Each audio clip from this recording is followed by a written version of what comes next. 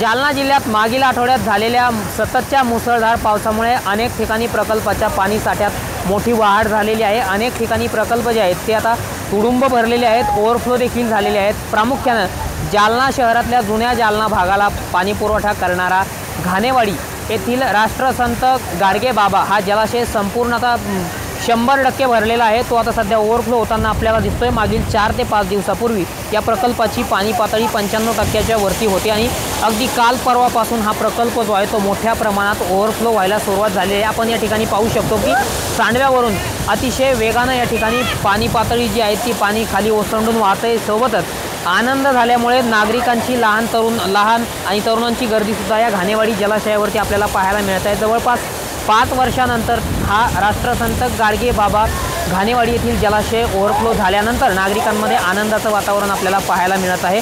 एकूणच आपण पाहू शकतो की जालना शहरातील 4 लाख नागरिकांचा पिण्याचा पाण्याचा प्रश्न आता या माध्यमातून सुटलेला आहे। त्यामुळे जालनेकरांकडून सुद्धा या गोष्टीचा आनंद व्यक्त करण्यात येत आहे। आपण पाहू शकतो की मागील काही दिवसांमध्ये धरण क्षेत्रामध्ये मोठ्या प्रमाणात पाऊस झाला आणि या पाण्याची आवक जी आहे ती मोठ्या प्रमाणात तलावात व्हायला सुरुवात झालेली होती। त्यामुळे कमालीने या पाणी पातळीमध्ये वाढ झालेली आहे। त्यामुळे आपण पाहू शकतो की घाणेवाडी येथील जलाशय जे आहे तो आता ओसंडून वाहतोय, 100% तुडुंब भरलेला आहे।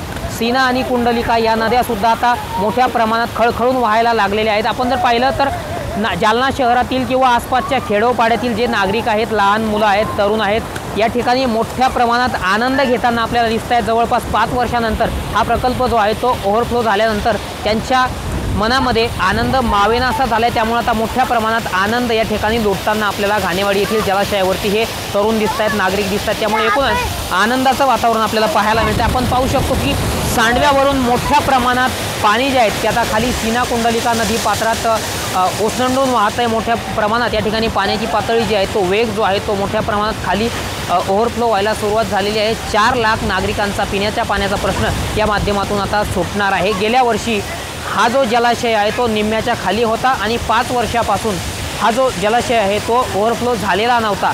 यावर्षी पहिल्यांदा 5 वर्षानंतर हा जलाशय ओव्हरफ्लो झाल्यानंतर जालनेकरांसहितच आसपासची जे गावं आहेत त्या गावातील नागरिकांकडून आनंदाचं वातावरण पाहायला मिळते, आनंद व्यक्त होतोय, समाधानी आहेत।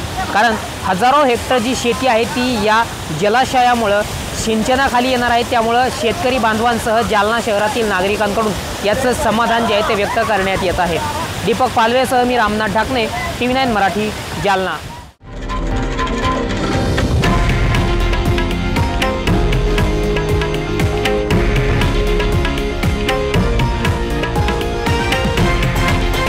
हे आहे देशातील नंबर 1 न्यूज नेटवर्क आणि आपण पाहत आहात TV9 मराठी, एकमेव।